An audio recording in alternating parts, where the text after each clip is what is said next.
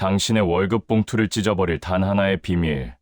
평생 100배 주식을 찾는 마법의 공식이 드디어 공개됩니다. 나는 왜 100배 주식을 찾지 못했을까? 지금 당신의 머릿속을 맴도는 이 질문. 오늘 이 영상을 끝까지 시청한다면 그 의문은 영원히 사라질 것입니다. 솔직히 말해 30% 수익에 만족하며 팔아버린 당신의 주식이 지금 1000% 폭등했다는 사실을 알고 계십니까? 평범한 직장인 월급으로 시작해 수십억 자산가가 된 사람들은 로또 당첨 같은 운이 좋았던 게 아닙니다. 그들은 단지 100배 성장하는 주식을 미리 알아보고 묻어뒀을 뿐입니다. 그리고 충격적이게도 이런 인생 역전 주식은 당신이 상상하는 것보다 훨씬 흔하게 존재합니다.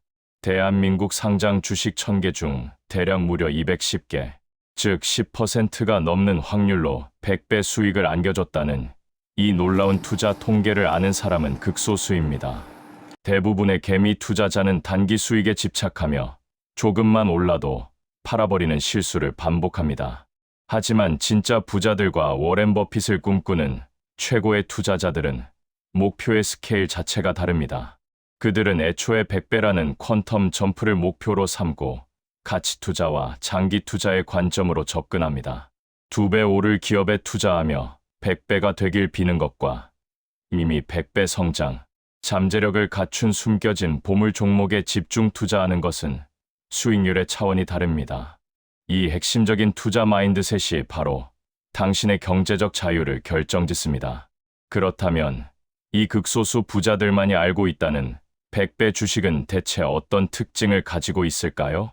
전설적인 투자자 크리스토퍼 마이어의 100배 주식 전략을 통해 수십 년간 검증한 최고의 주식을 고르는 단 하나의 전략과 비밀 공식을 지금부터 낱낱이 파헤쳐 보겠습니다. 이 혁신적인 투자 비법은 당신의 투자의 패러다임을 완전히 바꿀 것입니다. 이 인생을 바꿀 수 있는 핵심 투자 강의에 끝까지 집중하세요. 이 영상이 바로 당신의 주식 인생 터닝 포인트가 될 것입니다. 지금 바로 좋아요를 누르고 구독 버튼 누르세요. 챕터 1. 100배 주식의 정체, 복리의 마법이 만들어내는 기적. 100배 주식이란 단순히 주가가 100배 오른 주식을 의미합니다. 1000만 원을 투자했다면 10억 원이 되는 것이죠. 허황된 꿈처럼 들리시나요? 하지만 이건 엄연한 현실입니다. 그리고 평균적으로 12.6년이면 달성 가능한 목표입니다. 짧게는 5년만 해도 100배 수익을 낼 수 있습니다. 100배 주식의 정수를 한 단어로 표현하자면 바로 높은 자본 수익률입니다. 이익을 재투자해서 높은 이익을 지속적으로 내는 능력, 바로 자본 배분 능력이 핵심입니다. 투자자는 기업이 이익을 재투자하여 그 금액을 포함한 총 투자 금액의 20% 이익을 원합니다. 그리고 이것이 계속 반복되기를 바랍니다.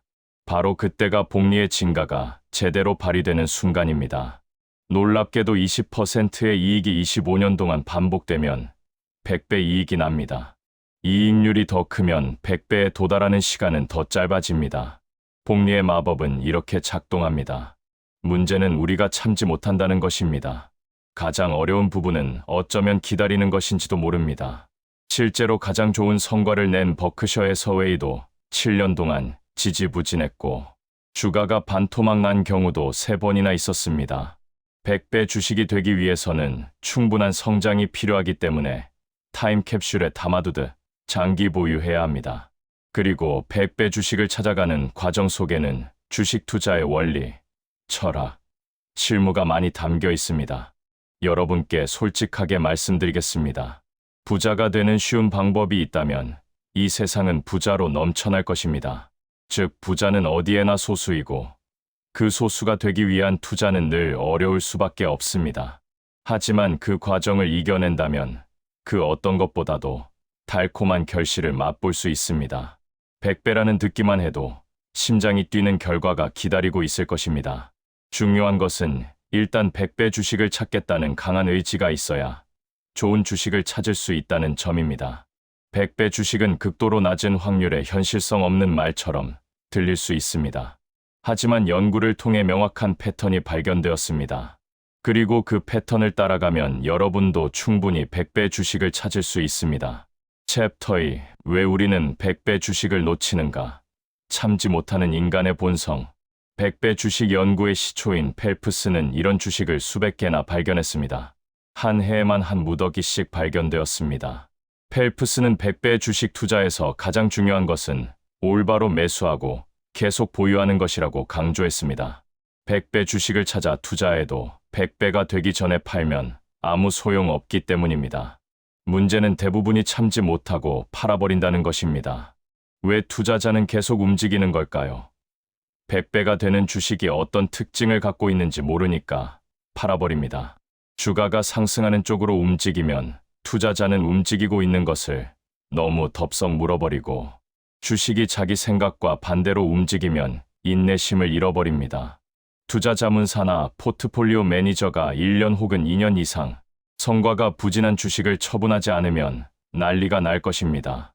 이는 잦은 매매로 이어지고 결국 진정으로 거대한 수익을 놓치게 됩니다.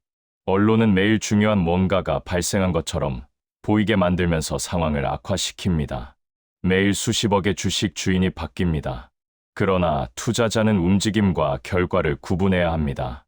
펠프스는 주식을 맹목적으로 보유하는 것을 지지하지 않았습니다. 올바로 매수하고 계속 보유하는 것은 비생산적인 활동을 경계하라는 의도이지, 주식을 단순히 처박아 놓고 잊어버리라는 것은 아닙니다. 또한 100배 주식을 보유했는데 시장 타이밍을 재거나 혹은 샀다, 팔았다를 했기 때문에 수익을 거두지 못했다는 것은 일종의 비극입니다. 펠프스는 수년간 움직이지 않거나 하락했지만 결국 100배 주식이 된 사례를 무수히 제시했습니다.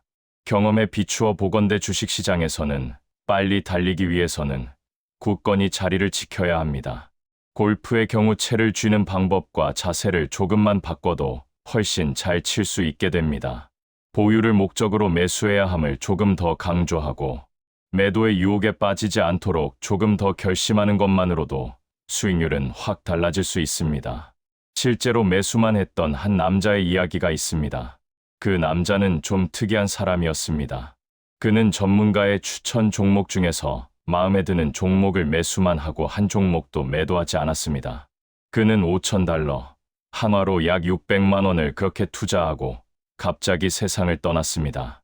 그의 부인은 10년 후 남편의 계좌를 발견하고 놀랐습니다. 약 $2,000, 한화로 240만 원까지 떨어진 종목들 중 나쁜 주식들이 제법 있었습니다. 하지만 몇 개의 주식은 $10만, 한화로 약 1억 2천만 원까지 상승했고, 그 중 한 종목은 $80만, 한화 9억 6천만 원까지 상승했습니다. 심지어 $80만 투자한 초기 금액은 소액이었습니다. 부자가 되는 방법은 단순합니다. 최고의 주식을 찾아서 10년 동안 그대로 둡니다. 이런 포트폴리오는 비용이 거의 들지 않습니다. 그리고 관리하기도 확실히 쉽습니다. 하지만 가장 큰 이점은 주가 확인에 대한 집착, 잦은 매수 매도, 경제와 나쁜 뉴스에 안절부절하는 스스로로부터 투자자 자신을 지켜준다는 것입니다. 무관심과 게으름의 승리입니다. 챕터 3. 100배 주식의 DNA, 반드시 갖춰야 할 10가지 특징. 이제부터가 정말 핵심입니다. 100배 주식이 되는 종목들이 공통적으로 갖고 있는 특징들을 하나씩 살펴보겠습니다. 이 특징들을 알고 있다면 여러분도 100배 주식을 찾을 수 있습니다. 첫 번째 특징은 성장할 여력이 충분했다는 점입니다. 예외는 없습니다. 100배 주식 연구의 거의 모든 기업은 창사 이래로 엄청나게 성장했습니다. 성장, 그것도 많은 성장이 필요합니다. 그냥 성장이 아닌 좋은 성장이 중요합니다. 좋은 성장이란 판매 가격을 인상했음에도 매출액이 증가하는 성장입니다. 판매 가격을 인상하면 매출이 줄어들 수 있는데, 그럼에도 불구하고 매출액이 늘어났다는 것은 독점력, 브랜드 가치가 형성되었다는 반증입니다. 또한 매출액이 높게 성장함에도 순이익은 그리 증가하지 않는 성장을 주목해야 합니다. 보통 매출이 먼저 증가하고 뒤이어 이익이 증가합니다. 이것은 사업의 성장 주기를 봐도 나타나는 현상인데요. 이익의 증가를 확인할 때는 이미 사업이 성숙기에 이르렀다는 것입니다. 매출액은 급격히 성장하였으나 이익은 미미할 때가 투자 기회라는 것입니다. 던킨도너츠가 35개의 매장밖에 없었을 때 상장을 했다고 가정해봅시다. 우리는 던킨도너츠를 본 후 컨셉이 좋고 경제성도 뛰어나며 상품도 대단한데 매장이 35개밖에 없다고 말할 것입니다. 미국은 큰 시장입니다. 언젠가는 8,000개의 매장이 생길 수도 있습니다. 그런 주식이 20년이나 30년 뒤에 100배 주식이 됩니다. 두 번째 특징은 낮은 주가 수익 비율입니다. 당신은 어처구니 없는 가격을 지불하는 것을 원치 않을 것입니다. 만약 주가 수익 비율 50인 종목에 투자했다면 그 주식이 100배가 될 것이라는 희망은 버리는 것이 좋습니다. 낮은 주가 수익 비율과 높은 자본 수익률을 100배 주식 쌍둥이 엔진이라고 합니다. 한 회사가 100배 주식이 되려면 주가 수익 비율 50을 유지하면서 순이익은 100배가 될 때까지 기다려야 한다는 것입니다.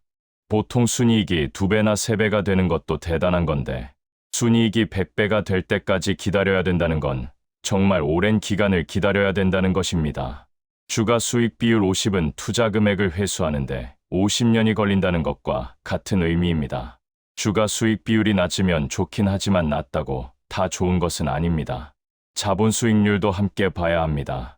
찰리 멍거는 투자 수익률은 해당 기업의 장기, 연평균 자본 수익률보다 높을 수 없다고 말하며 자본 수익률의 중요성을 강조하였습니다. 찰리 멍거는 이렇게 말했습니다. 어떤 사업이 40년간 6%의 자본 수익률을 내고 있고 당신이 그 사업의 주식을 매우 저렴하게 샀다 하더라도 벌어들이는 수익률은 6%와 크게 다르지 않을 것입니다. 반대로 만약 사업이 20년 또는 30년간 18%의 자본 수익률을 보였다면 설령 비싸 보이는 가격을 지불했더라도 결국 괜찮은 결과를 얻게 될 것입니다. 결론적으로 주가 수익 비율은 낮고 자본 수익률은 높은 기업을 찾았다면 투자를 적극 고려해야 할 것입니다. 왜냐하면 이 특징은 100배 주식이 갖추어야 하는 핵심 요소 중 하나이기 때문입니다. 세 번째 특징은 경제적 해자가 꼭 필요하다는 점입니다. 경제적 해자로 쓰고 자본 수익률이라 있습니다. 100배 주식은 오랜 기간 높은 자본 수익률을 필요로 합니다. 해자란 기업이 경쟁사에 지지 않고 오랫동안 수익력을 유지할 수 있게 해주는 무언가입니다. 그리고 해자가 있는 기업들은 보통 자본 수익률이 높은 수준으로 유지됩니다. 수많은 100배 주식이 대부분 매년 15% 혹은 그 이상의 자본 수익률을 기록했습니다. 평균을 넘는 성장률, 지속 가능한 경쟁 우위는 높은 자본 수익률을 창출합니다. 작은 규모의 회사가 자본 수익률이 높게 유지되고 그것을 부채가 아닌 높은 수익성으로 달성했다면 그 작은 회사는 얼마든지 100배 주식이 될 수 있습니다. 자본 수익률에서 또 하나의 중요 포인트는 바로 자본 배분 기술입니다. 1,000만 원의 자본으로 200만 원의 이익을 벌어낸 회사의 자본 수익률은 20%입니다. 이 회사가 벌어들인 200만 원의 이익을 은행에 넣어두면 연 2%의 이자를 수령할 수 있습니다. 그럴 경우 다음 연도에 이 회사의 자본 수익률은 어떻게 될까요? 전년도에 이 회사는 200만 원의 이익을 얻었습니다. 그렇게 되면 200만 원이라는 수치는 다음 연도에 자본으로 편입되게 됩니다. 그리고 1,000만 원이라는 자본에서는 항상 200만 원이라는 이익이 나왔죠. 그리고 이 200만 원이라는 자본에서 은행이자 4만 원이 나오게 됩니다. 그렇게 되면 다음 연도의 이익은 204만 원이 되겠죠. 그리고 다음 연도의 자본은 1,200만 원이 됩니다. 그래서 204만 원 나누기 1,200만 원 곱하기 100을 하면 17%가 나오게 되는데요. 결국 이 회사의 자본 수익률은 20%에서 17%로 변하게 됩니다. 이 회사가 어떻게 자본을 배분하느냐에 따라 자본 수익률이 이렇게 변한다는 것입니다. 만약 이 회사가 200만 원의 이익을 다시 재투자해서 40만 원의 수익을 만들었다고 가정해 봅시다. 그럴 경우 이 회사의 자본 수익률은 240만 원 나누기 1200만 원 곱하기 100을 해서 20%로 유지되게 됩니다. 즉 자본을 어떻게 배분하느냐에 따라 자본 수익률이 변화하며 자본 수익률을 유지하는 것이 얼마나 어려운지 실감하게 됩니다. 만약 자본 수익률을 유지하고 있는 기업이 있다면 그 기업은 쉬지 않고 수익을 열심히 재투자하는 기업일 것입니다. 많은 사람들이 이렇게 수익을 재투자해 높은 자본 수익률을 벌어들이는 것이 얼마나 중요한지 모릅니다. 자본 수익률이 직선일 필요는 없습니다. 경기순환주에서의 자본 수익률은 조금 조정할 필요가 있습니다. 바로 평균 자본 수익률을 사용하여 자본 수익률이 평균보다 낮을 때 매수하는 것입니다. 이 방법은 상당히 편안한 투자 방법에 해당합니다. 네 번째 특징은 소형주를 선호한다는 점입니다. 주식시장 내의 최소 40%가 초소형주입니다. 굉장히 넓은 영역이라 하겠습니다. 그리고 이들 중에서 내일의 대기업이 나옵니다. 너무나 당연한 말이지만 많은 대기업이 작은 회사로 출발했습니다. 스타벅스는 1971년 시애틀에서 커피 원두를 파는 작은 상점으로 시작해서 현재 시가총액 123조 원을 달성했습니다. 애플은 1976년 1만 달러 투자금으로 차고에서 시작해 현재 시가총액 3천조 원을 달성하였습니다. 하지만 너무 작은 규모의 회사는 위험할 수 있습니다. 따라서 어느 정도는 규모가 있는 회사 중에서 100배 주식을 찾아야 합니다. 시가총액 10억 달러 이하인 회사에 집중할 것을 제안합니다.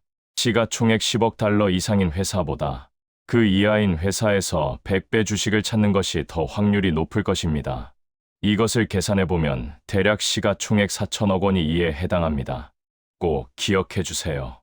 시가총액 4천억 원 부근에 있는 기업들, 그리고 높은 자본 수익률, 기업들이 100배 주식이 될 수 있는 상당히 좋은 회사라는 것입니다.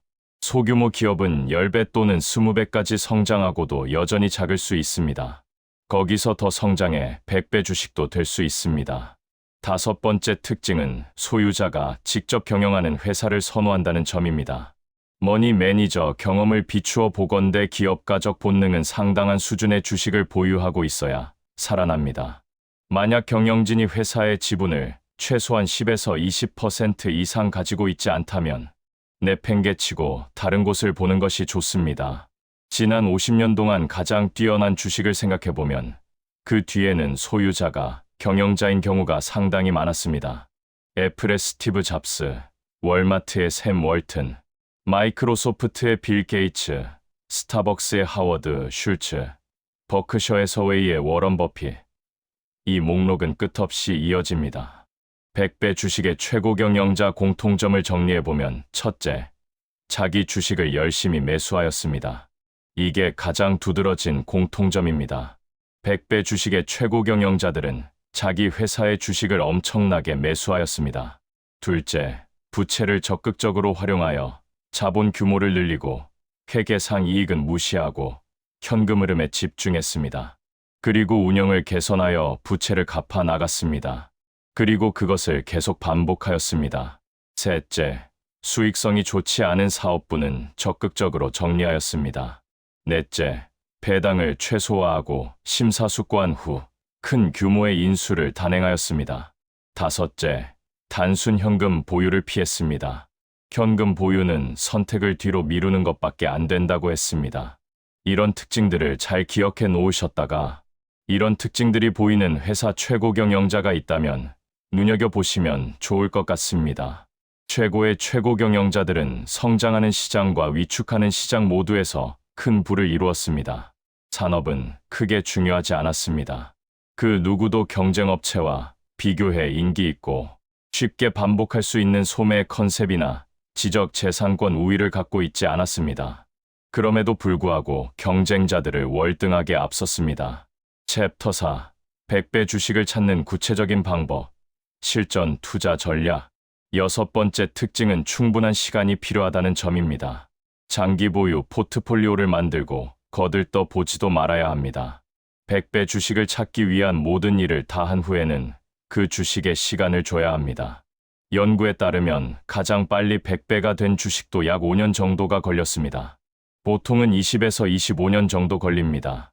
한국은 이것보다 좀 더 빠른 것 같습니다. 투자자에게 최악의 본능이란 다음과 같습니다. 참을성이 없음, 행동이 필요하다는 생각, 뭔가를 해야 할 것 같다는 강한 느낌입니다.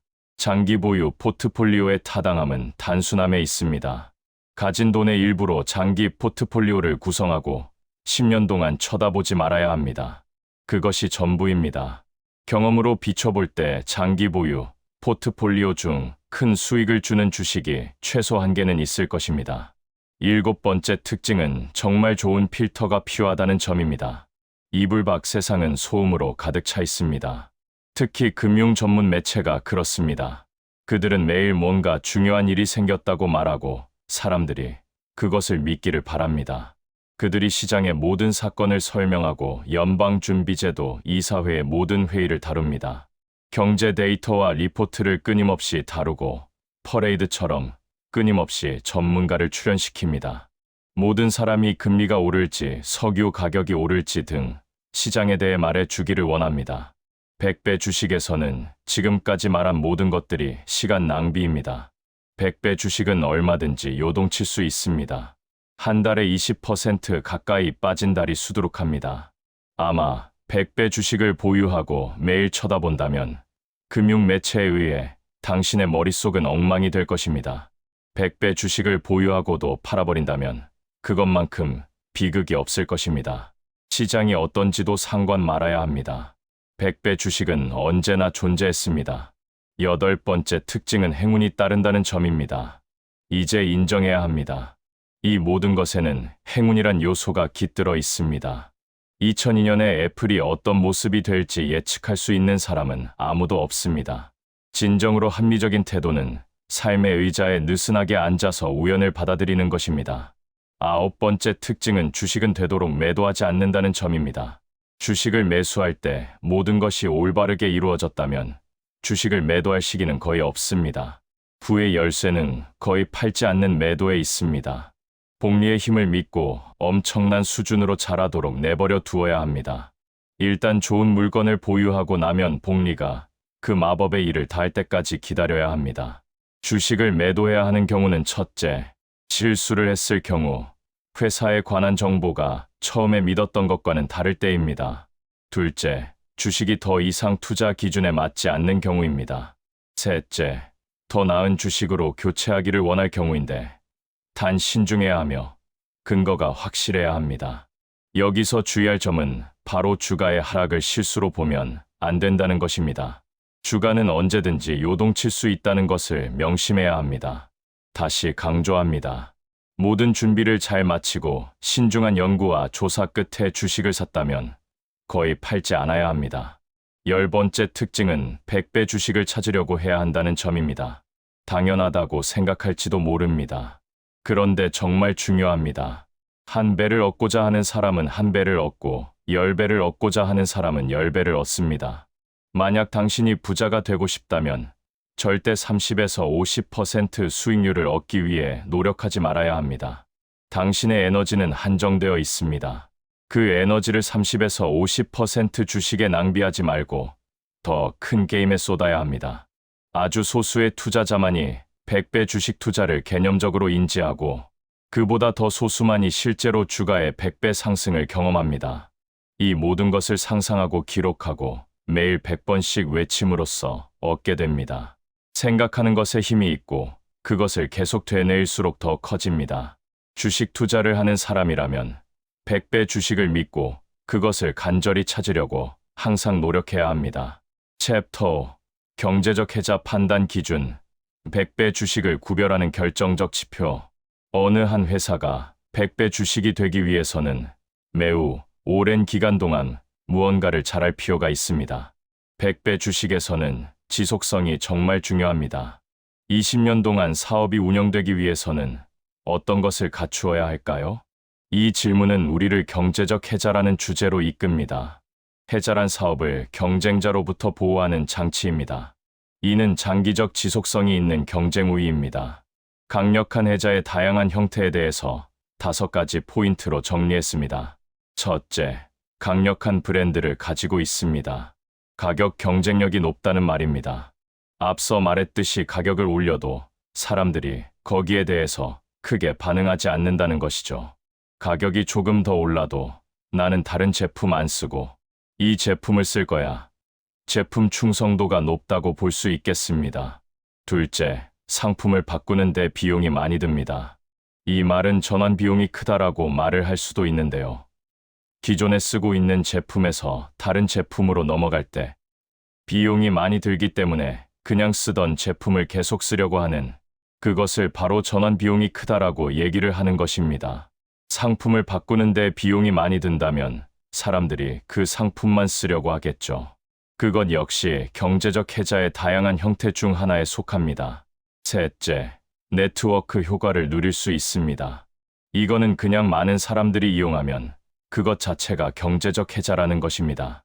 예를 들면 유튜브나 페이스북이나 마찬가지로 사람들이 많이 사용하면 그것 자체로 경쟁 우위에 해당한다는 것이죠.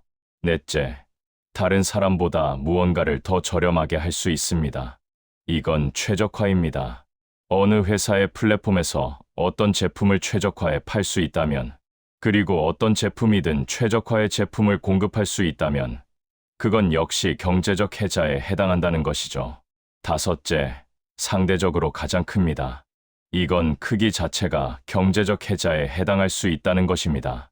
그래서 사람들은 대기업이라고 하며 약간 신뢰하는 경향이 있죠. 그런 것들이 경제적 해자에 해당한다는 것입니다. 아무래도 소형 기업보다 대기업이 뭔가 믿음이 가고, 뭔가 서비스를 잘 해줄 것 같고, 그런 등등을 말하는 것이죠. 이거는 근데 상대적인 개념입니다. 예를 들면 틈새 시장에서 가장 큰 것도 크기가 크다고 할 수 있는 것입니다. 때문에 틈새 시장에서 강력한 시장 점유율을 보유하고 있는 기업 또는 전체적인 시장에서 시장 점유율이 가장 높은 기업, 그런 기업이 경제적 해자를 가지고 있다라고 생각하시면 되겠습니다. 중요한 것은 다른 경쟁자들이 쉬사리 시장에 들어올 수 없게 하는 시장 점유율이 어느 정도냐입니다. 훌륭한 제품이 그 자체로 해자는 아닙니다. 이 말이 뭘까요? 훌륭한 제품을 만들어도 다른 회사에서 똑같이 만들 수 있다면, 아무리 훌륭한 제품을 만들어도 그것 자체는 해자가 될 수 없다는 것입니다. 경제적 해자의 판단 기준도 정리해봤습니다. 이거는 정말 여기에서만 볼 수 있는 꿀팁에 해당하는데요. 이런 기준들이 중요하다는 것을 인지하고 기업을 발굴할 때 적용해 나간다면 여러분의 기업 발굴 수준이 많이 향상할 수 있을 것입니다. 첫째, 매출 총이익률이 높은 기업이 경제적 해자가 있다는 것입니다. 매출 총이익률이 높으면 어떤 것을 묶어놓는 효과가 있다고 하는데요. 앞으로 보시겠습니다. 매출 총이익률은 회복 속도는 빠르고 하락 속도는 느린 경향이 있다고 합니다. 높은 매출 총이익률은 장기적인 성과에서 가장 중요한 단일 요소라고 하는데요. 높은 매출 총이익률로 시작했다면 그렇게 유지되는 경향이 있다고 합니다. 반대로 낮은 매출 총이익률로 시작했을 때는 거기에 머무르는 경향이 있다라는 것이죠. 그렇다고 하면 우리는 매출 총이익률이 얼마인지 자세히 살펴볼 필요가 있고요. 매출 총이익률이 현재는 낮아도 과거에 매출 총이익률이 높았다라고 하면 다시 회복할 수 있는 확률이 상당히 높겠다, 이렇게 판단할 수 있겠죠. 어쨌든 매출 총이익률이 높았던 기업, 현재 높은 기업은 상당한 경제적 해자를 보유하고 있을 확률이 높다는 것입니다. 둘째, 판매 관리비가 낮아지는 기업은 경제적 해자가 있다고 판단할 수 있습니다. 이건 영업 레버리지 효과라고도 하는데요. 한번 설명을 해드리겠습니다. 매출 총이익률과 반대로 판매 관리비는 잘 변하는 속성을 가지고 있습니다. 매출 총이익에서 판매 관리비를 빼면 영업이익인데요. 즉 높은 매출 총이익률과 낮은 판매 관리비는 높은 영업이익으로 귀결됩니다. 매출은 어떤 사업을 시작하고 그 사업이 잘 되면 매출은 빨리 올라갈 수 있는데, 의외로 이익은 느리게 혹은 적자가 날 수 있는데, 그게 판매 관리비 때문입니다. 사업을 처음 시작할 때는 판매 관리비가 많이 들거든요. 왜냐하면 마케팅도 해야 되죠. 홍보도 해야 되죠. 그런 식으로 돈이 많이 들어간다는 것입니다. 하지만 이 회사가 어느 정도 수익에 이르렀을 때는 이 판매 관리비가 그렇게 많이 들지 않는다는 거예요. 마케팅도 처음에 비해서 조금 해도 되고, 홍보도 조금 덜 해도 매출을 증가시키는데 큰 어려움이 없다라는 것입니다. 그리고 회사가 어느 정도 규모에 이르면 회사의 규모가 감당할 수 있는 매출의 양이 상당히 증가하기 때문에 매출이 늘어나도 판매 관리비는 변함이 없을 수 있거든요. 그걸 바로 영업 레버리지 효과라고 합니다. 따라서 영업 레버리지 효과가 발생했다라는 것. 매출이 늘어나도 판매 관리비가 늘어나지 않는 상황이고요. 그런 영업 레버리지 효과가 발생했다는 것은 그것 자체로 이 회사 내에서 규모의 경제가 발생하고 있다. 그것이 바로 경제적 해자라는 것이죠. 많은 변수가 꽤 가변적이고 평균 회귀적이지만 매출 총이익률은 놀라울 정도로 회복력을 보이고 하락 속도도 의미 있게 빠르지 않다는 것을 발견했습니다. 높은 매출 총이익률은 장기 성과에서 가장 중요한 단일 요소입니다. 매출 총이익률의 회복력은 회사를 일정 수준의 성과에 묶어놓습니다. 비율과 과거 기록도 역시 유용한 지표들입니다. 묶어놓는다는 말은 만약 어떤 기업이 높은 매출 총이익률로 시작한다면 그렇게 유지되는 경향을 보인다는 뜻입니다. 반대로 낮은 매출 총이익률로 시작했을 때는 거기에 머무르는 경향이 있습니다. 매출 총이익률과 영업이익률의 차이는 판매 관리비라는 것입니다. 이러한 운용 비용은 잘 변합니다. 낮은 성과를 내던 회사들이 개선될 때 이 운영 비용 측면이 좋아지는 경우가 종종 있습니다. 높은 매출 총이익률과 낮은 영업이익률을 가진 회사가 반등의 가능성이 있습니다. 영업이익률이 매출 총이익률보다 개선시키기 쉽기 때문입니다. 큰 회사는 작은 회사가 할 수 없는 판매 관리비의 효율성을 찾아 오랜 기간 수익성을 유지할 수 있습니다. 여기서도 보이죠. 규모가 크면 이런 식으로 판매 관리비 효율성을 높여서 오랜 기간 수익성을 유지할 수 있다라는 것입니다. 그래서 규모가 크면 경제적 해자가 있다. 그렇게 판단할 수 있는 것이죠. 마지막으로 높은 성과가 경쟁력에 의해서 오는 경우가 많습니다. 이런 장점은 하룻밤 사이에 사라지지 않습니다. 해자는 드물고 파악하기 쉽지 않습니다. 그렇기 때문에 해자의 명확한 신호를 찾아야 합니다. 주가 상승의 강력한 신호로 두 가지를 주목해야 합니다. 첫째, 총매출액 대비 매출액 비율이 상승했습니다. 이는 소매점들이 가져가고 싶은 유명 브랜드이기 때문에 더 이상 프로모션 할인을 제공할 필요가 없음을 의미합니다. 사업 초기에는 판매 비용이 많이 듭니다. 홍보 그리고 프로모션 이런 것 때문에 지출이 많은데 어느 정도 브랜드 가치가 형성되고 어느 정도 성숙기에 다다르게 되면 이런 비용들이 점차 줄어든다는 것이죠. 그렇게 되면 영업이익은 또 늘어나겠죠. 둘째, 매출액 대비 총이익 비율도 같이 상승했는데 이는 포장업체나 유통업체가 그들을 좋은 고객으로 인식하고 거래를 유지하기 위해 좋은 조건을 제공하기 시작했음을 의미합니다. 이는 매우 강력한 조합이라 주가의 극적인 상승을 가져왔습니다. 지금까지 말씀드린 경제적 해자가 결국 일맥상통으로 연결이 되는 것입니다. 수익에 연연하지 말아야 합니다. 아마존은 아마 소개가 별로 필요 없는 회사입니다. 아마존은 100배 주식이 되는데 약 13년이 걸렸습니다. 그리고 2015년 5월까지 283배 주식이 되었습니다. 아마존은 어떻게 이를 달성했을까요? 아마존의 영업이익을 보면 이익을 내지 못하는 것처럼 보입니다. 2014년 매출액은 818억 달러인데 영업이익은 겨우 1억 7,800만 달러를 기록했습니다. 0.2%의 아주 적은 영업이익률입니다. 하지만 연구개발 비용을 더하면 완전히 다른 그림이 그려집니다. 2014년 아마존은 연구개발비로 112억 달러를 지출했습니다. 이를 영업이익에 추가하면 2014년 아마존의 조정된 영업이익은 94억 달러입니다. 이는 11.6%의 영업이익률입니다. 매우 인상적인 성과입니다. 여기서 정말 중요한 것은 아마존이 원했다면 수익을 낼 수 있었다는 것입니다. 만약 아마존이 이익을 낼 수 있음을 보여주고 싶었다면 가능했지만 그러지 않았습니다. 전문가들은 아마존에 관심을 가졌다가도 수익성이 없다는 이유로 신경을 꺼버렸을 것입니다. 그런데 만약 연구개발비를 제외했다면 아마존이 얼마나 수익성이 좋은지 알 수 있을 것입니다. 수익을 쫓지 말아야 합니다. 수익이 보인다는 것은 거의 끝머리라는 이야기입니다. 기업의 성장 주기가 있는데요. 처음에 투자를 합니다. 처음에 투자를 하고 바로 장사가 잘 안 됩니다. 앞서 말씀드린 것처럼 마케팅도 해야 되고 홍보를 해야 되고 여러 가지를 해야 되죠. 어떤 적응기가 필요합니다. 이 적응기에는 수익이 많이 나지 않습니다. 하지만 적응이 완료되면 수익이 점점 늘어나게 되죠. 그리고 그 수익이 늘어난 거 가지고 기업들은 다시 투자합니다. 이런 식으로 계속 사이클이 순환되는 것입니다.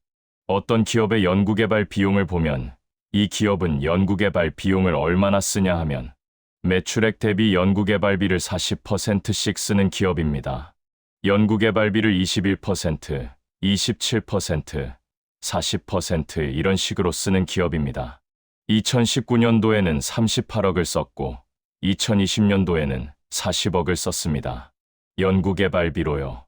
이 회사의 21년 3분기 누적 매출이 66억에서 매출원가 12억, 판매관리비 38억을 제외하면 영업이익이 10억입니다. 그리고 금융수익 등 이것저것 따지면 순이익이 9억이 되는데 연구개발비를 이것은 27억을 쓴다는 거예요. 앞서 말한 것처럼 아마존처럼 이 회사도 역시 마음만 먹으면 영업이익 26억이 아니라 43억으로 얼마든지 마음 먹으면 어닝 서프라이즈를 발생시킬 수 있다라는 것이죠. 한국 기업의 사례도 한번 말씀드렸습니다. 기업을 연구하다 보면 이런 기업들을 종종 보게 됩니다. 저명한 경제학자가 올바르게 사고 보유하는 법을 배웠습니다. 인쇄하여 책상에 붙여 놓으세요. 저명한 경제학자의 문구를 한번 정리해 봤는데요. 다운로드 받으셔서 가지고 인쇄해서 두고두고 보시면 좋을 것 같습니다. 저명한 경제학자는 올바르게 사고 보유하는 법에서 이렇게 말합니다. 저는 시장이 폭락하여 바닥을 쳤을 때도 여전히 주식을 보유하는 것에 대해 부끄러워하지 않습니다. 기관 투자자 또는 다른 진지한 투자자가 하락 장세의 주식을 팔고 떠날 것을 끊임없이 고민하거나 보유 중인 주식이 하락할 때 비난받을 것이라고 느낄 필요가 없다고 생각합니다. 사실 저는 거기에서 더 나아갑니다. 침착하게 보유 물량의 손실을 받아들이고 자기 자신을 비난하지 않는 것이 때때로 진정한 투자자의 의무라 생각합니다. 이는 존 메이너드 케인즈가 1938년 당대 최고의 투자자가 쓴 편지에서 발췌한 것입니다. 그는 가장 어려웠던 시기인 대공황 시절에도 돈을 벌었습니다. 바로 존 메이너드 케인즈입니다. 케인즈는 1927년에서 1946년 동안 매년 12%의 평균 수익률을 기록했는데 이는 당시의 엄청난 기록이었습니다.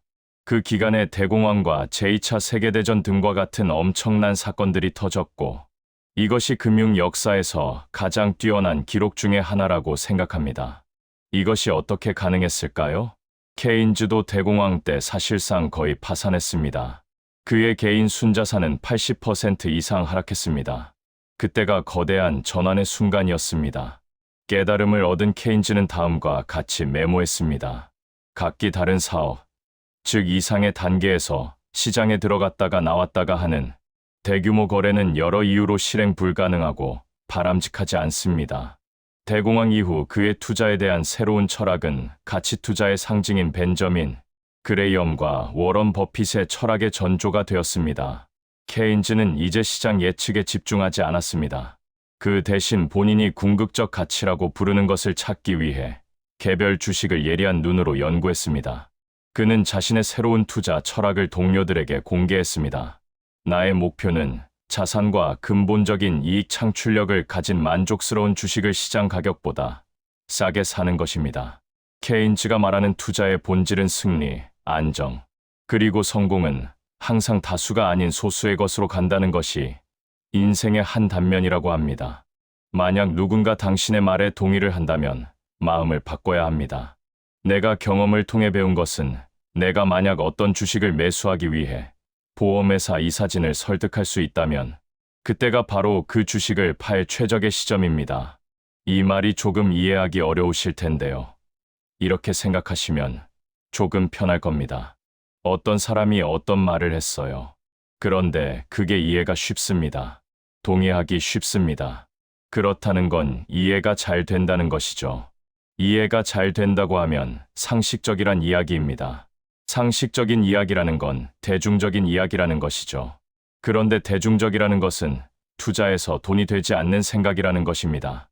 그는 평온을 유지하라가 최고의 좌우명이라고 말하는데 이는 시장의 단기적인 소음을 무시하고 장기적인 가치가 스스로 드러나게 놔두는 것입니다. 그는 다양한 종목에 골고루 투자하기보다는 최고의 아이디어가 담긴 소수의 종목을 가져가는 것이 더 낫다고 했습니다.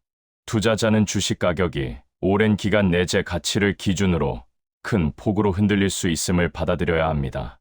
여러분, 오늘 내용 어떠셨나요? 이 투자 전략이 공부하기가 상당히 좋은 내용이라 생각이 듭니다.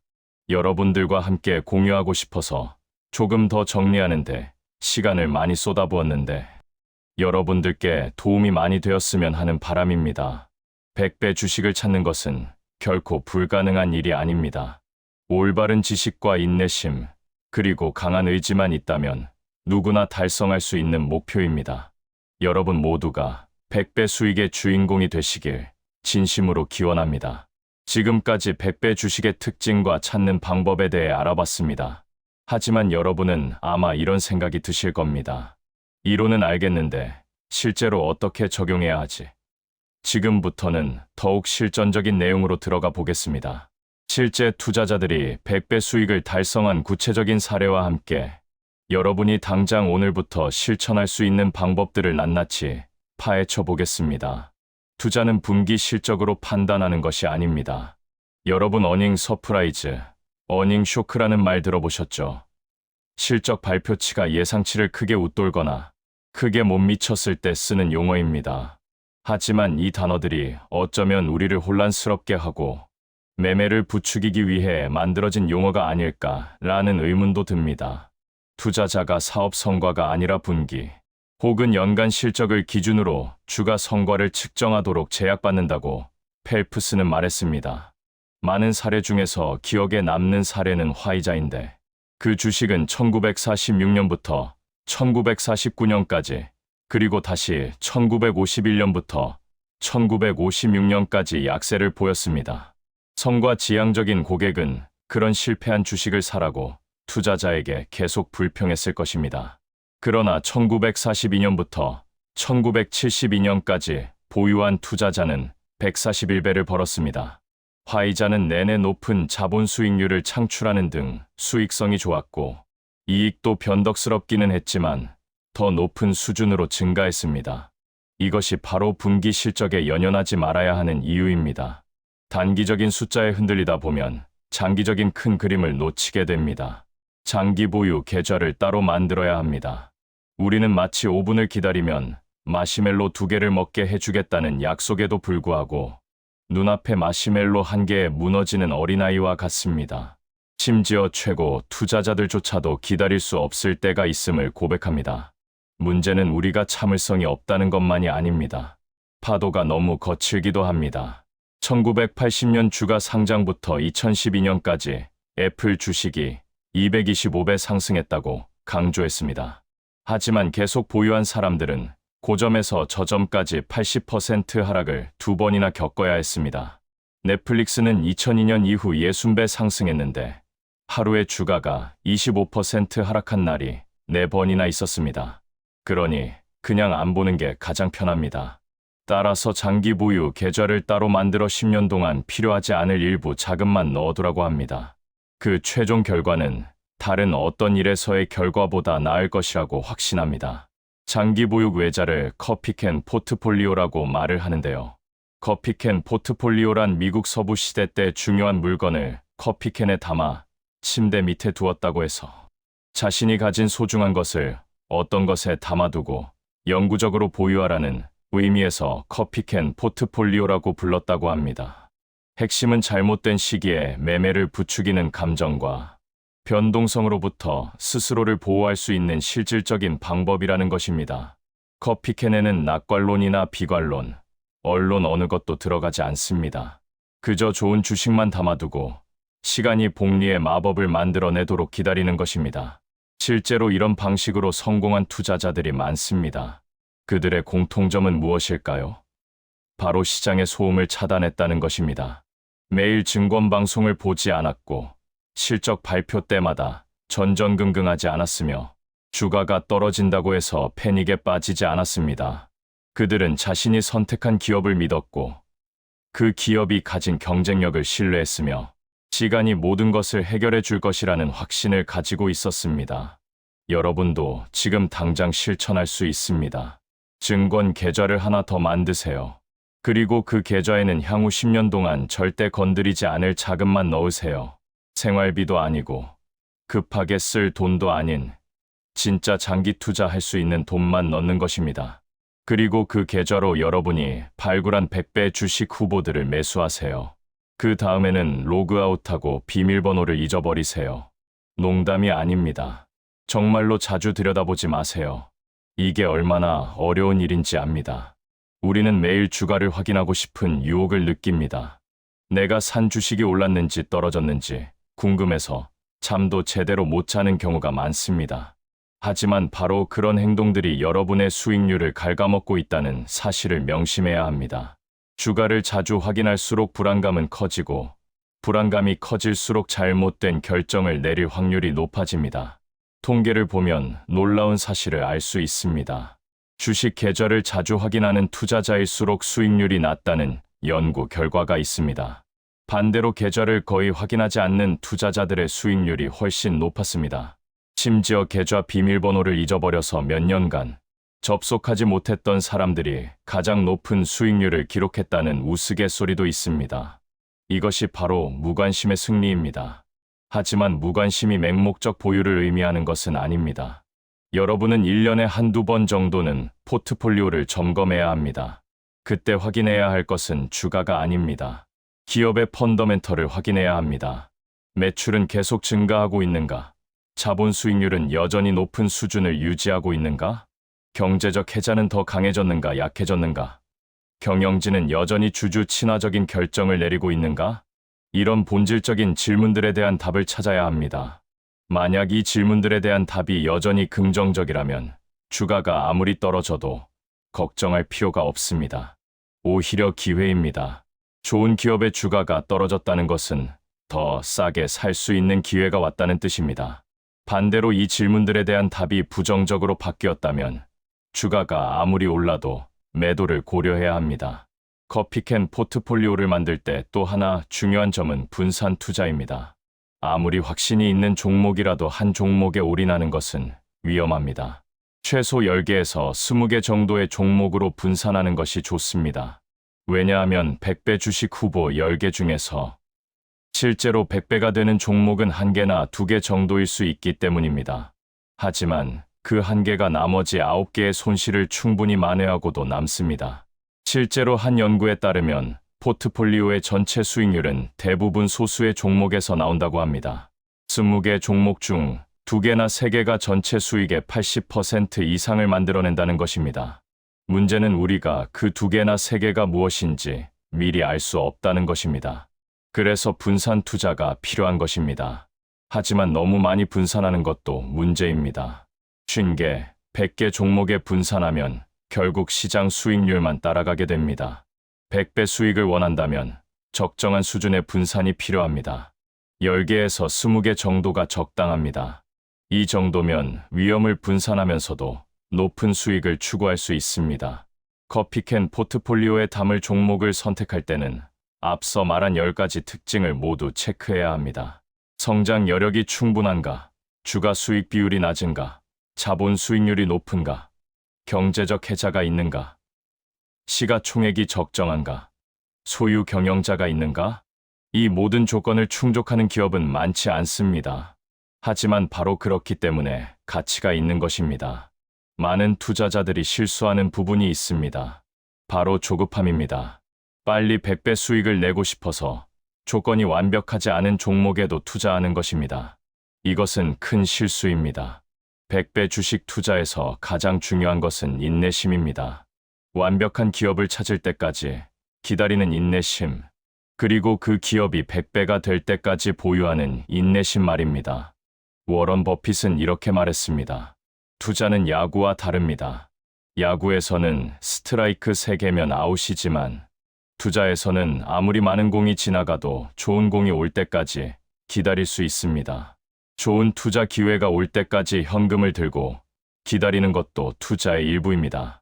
조급하게 움직이다가 나쁜 종목을 사는 것보다는 좋은 종목이 나타날 때까지 기다리는 것이 훨씬 낫습니다. 그렇다면 구체적으로 어떤 기업들이 100배 주식이 될 가능성이 높을까요? 역사적으로 100배 주식이 많이 나온 산업을 살펴보면 몇 가지 공통점을 발견할 수 있습니다. 첫째, 성장하는 산업입니다. 시장 자체가 커지지 않는 산업에서는 100배 주식이 나오기 어렵습니다.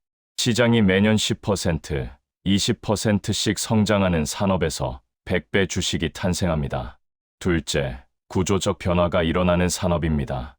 기술 발전이나 소비자 행동 변화 등으로 산업 구조가 근본적으로 바뀔 때 새로운 승자가 탄생합니다. 과거 인터넷이 등장했을 때 아마존이 소매 산업을 재편했고, 스마트폰이 등장했을 때 애플이 휴대폰 산업을 재편했습니다. 이런 구조적 변화의 시기가 100배 주식이 탄생하는 최적의 시기입니다. 셋째, 진입 장벽이 높은 산업입니다. 누구나 쉽게 뛰어들 수 있는 산업에서는 경쟁이 치열해져서 수익성이 낮아집니다. 반대로 기술력이나 규제, 브랜드 등으로 진입 장벽이 높은 산업에서는 소수의 기업이 높은 수익을 독점할 수 있습니다. 넷째, 네트워크 효과가 있는 산업입니다. 사용자가 많아질수록 서비스의 가치가 높아지는 산업에서는 승자독식 구조가 만들어집니다. 소셜미디어, 플랫폼 비즈니스 등이 대표적입니다. 이런 산업에서 1등 기업은 압도적인 지위를 누리게 되고 그것이 100배 수익으로 이어집니다. 현재 이런 조건을 갖춘 산업으로는 어떤 것들이 있을까요? 인공지능, 전기차, 바이오, 클라우드, 핀테크 등이 대표적입니다. 이들 산업은 빠르게 성장하고 있고 구조적 변화를 일으키고 있으며 진입 장벽이 높고 네트워크 효과를 누릴 수 있습니다. 하지만 중요한 것은 산업이 아니라 개별 기업입니다. 좋은 산업에 속한 나쁜 기업보다는 평범한 산업에 속한 좋은 기업이 낫습니다. 산업의 성장이 자동으로 기업의 성장으로 이어지는 것은 아닙니다. 산업이 성장해도 경쟁에서 밀리면 도태됩니다. 반대로 성장이 느린 산업에서도 시장 점유율을 높여가는 기업은 훌륭한 투자 대상이 될 수 있습니다. 따라서 산업을 선택하는 것보다 중요한 것은 그 산업에서 승자가 될 기업을 선택하는 것입니다. 그리고 그 승자를 판단하는 기준이 바로 앞서 말한 10가지 특징입니다. 높은 자본 수익률, 낮은 주가 수익 비율, 경제적 해자, 소유 경영자, 충분한 성장 여력 등을 모두 갖춘 기업을 찾아야 합니다. 실제로 100배 주식을 발굴한 투자자들의 이야기를 들어보면 흥미로운 공통점이 있습니다. 그들은 대부분 남들이 주목하지 않을 때 투자했다는 것입니다. 모두가 열광할 때 사면 이미 늦습니다. 주가에 모든 기대가 반영되어 있기 때문입니다. 100배 수익을 원한다면 남들보다 먼저 발견해야 합니다. 하지만 남들보다 먼저 발견한다는 것은 불확실성을 감수한다는 뜻이기도 합니다. 그 기업이 정말 100배가 될지 아무도 모릅니다. 실패할 수도 있습니다. 하지만 바로 그 불확실성 때문에 낮은 가격에 살 수 있는 것입니다. 확실한 것에는 프리미엄이 붙습니다. 불확실한 것에는 할인이 붙습니다. 100배 수익은 그 할인된 가격에서 시작됩니다. 물론 무작정 불확실한 종목에 투자하라는 뜻은 아닙니다. 불확실하지만 확률이 높은 투자를 해야 합니다. 어떻게 확률을 높일 수 있을까요? 바로 철저한 분석입니다. 재무제표를 분석하고 산업을 연구하고 경쟁사를 비교하고 경영진을 평가해야 합니다. 이런 노력을 통해 시장이 놓치고 있는 가치를 발견할 수 있습니다. 많은 투자자들이 재무제표를 어려워합니다. 하지만 100배 주식을 찾으려면 재무제표를 읽을 수 있어야 합니다. 최소한 손익계산서와 재무상태표, 현금흐름표의 기본적인 항목들은 이해해야 합니다. 매출액, 영업이익, 순이익, 자산, 부채, 자본, 영업활동 현금흐름 등의 숫자가 무엇을 의미하는지 알아야 합니다. 특히 중요한 것은 추세를 보는 것입니다. 한 해의 숫자만 보면 아무것도 알 수 없습니다. 최소 3년, 가능하면 5년 이상의 추세를 봐야 합니다. 매출이 꾸준히 증가하고 있는가? 영업이익률은 개선되고 있는가? 자본 수익률은 높게 유지되고 있는가? 부채 비율은 안정적인가? 이런 추세를 보면 기업의 건강 상태를 알 수 있습니다. 또 하나 중요한 것은 비율 분석입니다. 절대적인 숫자보다 비율이 더 중요합니다. 매출액 1,000억 원이 큰 숫자처럼 보이지만 영업이익이 10억 원이라면 영업이익률이 겨우 1%입니다. 이것은 좋은 비즈니스가 아닙니다. 반대로 매출액이 100억 원이어도 영업이익이 30억 원이라면 영업이익률이 30%입니다. 이것은 매우 좋은 비즈니스입니다. 주가 수익 비율, 주가 순자산 비율, 부채 비율, 유동 비율, 자본 수익률, 매출 총이익률, 영업이익률, 순이익률 등 다양한 비율들을 계산하고 비교해야 합니다. 그리고 이 비율들을 경쟁사나 산업 평균과 비교해야 합니다. 그래야 이 기업이 정말 뛰어난 기업인지 판단할 수 있습니다. 하지만 숫자만 보면 안 됩니다. 정성적인 분석도 필요합니다. 기업의 비즈니스 모델은 무엇인가? 어떻게 돈을 버는가? 고객은 누구인가? 경쟁사는 누구인가? 경쟁 우위는 무엇인가? 산업의 트렌드는 어떤가? 규제 환경은 어떤가? 이런 질문들에 대한 답을 찾아야 합니다. 특히 경영진을 평가하는 것이 중요합니다. 앞서 말했듯이 100배 주식에 많은 경우 소유 경영자가 있습니다. 최고 경영자가 회사의 대주주이고 오너십을 가지고 경영하는 기업입니다. 이런 경영진은 단기 실적보다 장기 가치 창출에 집중합니다. 주주와 이해관계가 일치하기 때문입니다. 경영진을 평가할 때는 과거 실적을 봐야 합니다. 이 경영진이 과거에 어떤 성과를 냈는가, 어떤 결정을 내렸는가, 주주 친화적이었는가, 투명하게 소통했는가, 약속을 지켰는가, 이런 것들을 살펴보면 경영진의 능력과 진정성을 판단할 수 있습니다. 또한 경영진의 비전과 전략도 중요합니다. 이 회사가 어디로 가고 있는가, 어떤 미래를 그리고 있는가, 그 비전이 설득력 있는가, 전략이 합리적인가, 실행 가능한가? 이런 질문들에 대한 답을 경영진의 발표 자료나 인터뷰, 주주 서한 등을 통해 찾아야 합니다. 많은 성공한 투자자들이 강조하는 것이 있습니다. 바로 스토리입니다. 숫자만 보지 말고 스토리를 이해하라는 것입니다. 이 회사가 어떤 문제를 해결하는가? 고객에게 어떤 가치를 제공하는가? 왜 이 회사의 제품이나 서비스가 필요한가? 이런 스토리가 명확하고 설득력 있어야 합니다. 좋은 스토리는 단순합니다. 복잡하게 설명해야 하는 비즈니스 모델은 대부분 좋지 않습니다. 초등학생도 이해할 수 있을 정도로 단순하고 명확한 스토리가 좋은 스토리입니다. 아마존의 스토리는 무엇인가요? 온라인으로 모든 것을 팔겠다는 것입니다. 간단하죠. 애플의 스토리는 사용하기 쉽고 디자인이 아름다운 제품을 만들겠다는 것입니다. 역시 간단합니다. 여러분이 투자하려는 기업의 스토리를 한 문장으로 설명할 수 없다면 아직 그 기업을 충분히 이해하지 못한 것입니다. 더 공부해야 합니다. 투자는 이해에서 시작됩니다. 이해하지 못하는 것에 투자하는 것은 도박입니다. 100배 주식 투자에서 또 하나 중요한 것은 타이밍입니다. 물론 장기 투자에서 타이밍이 절대적으로 중요한 것은 아닙니다.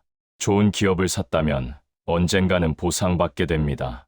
하지만 매수 타이밍에 따라 수익률과 소요, 시간이 크게 달라질 수 있습니다. 최적의 매수 타이밍은 언제일까요? 바로 시장이 그 기업을 과소평가할 때입니다. 좋은 기업인데도 주가가 낮게 거래될 때가 있습니다.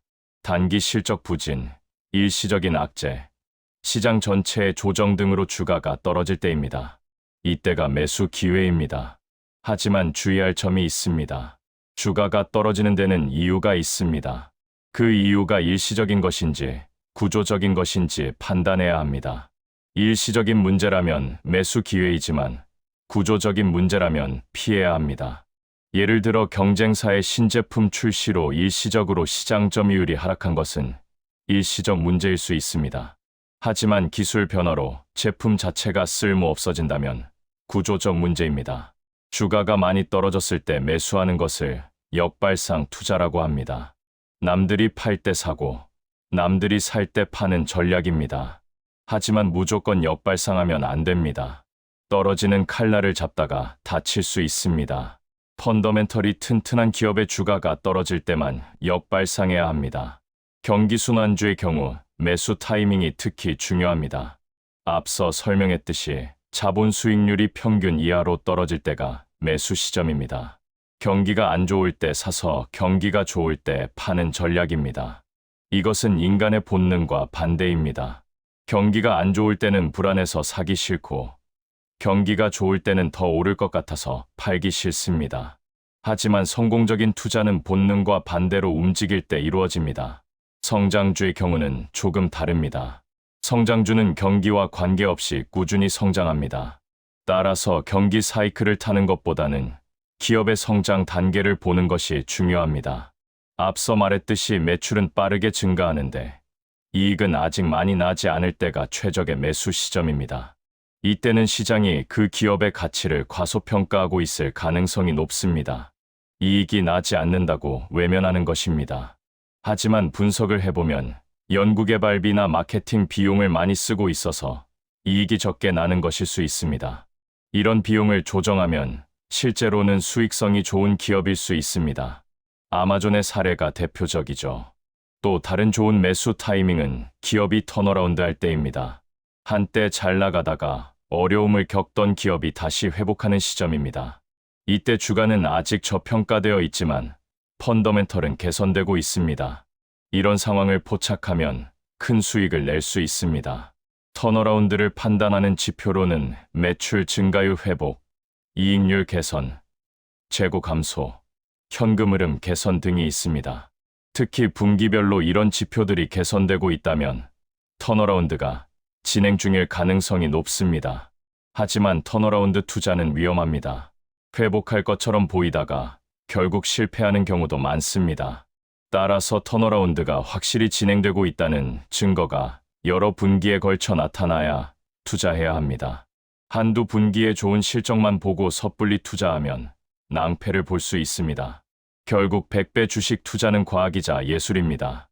재무제표 분석이라는 과학과 기업과 산업을 이해하는 예술이 결합되어야 합니다. 숫자와 스토리, 정량적 분석과 정성적 분석, 이성과 직관이 모두 필요합니다. 그리고 무엇보다 인내심이 필요합니다. 좋은 기업을 찾을 때까지의 인내심, 좋은 가격에 살 수 있을 때까지의 인내심, 그리고 100배가 될 때까지 보유하는 인내심이 필요합니다. 이 모든 것을 갖춘다면 여러분도 100배 수익의 주인공이 될 수 있습니다.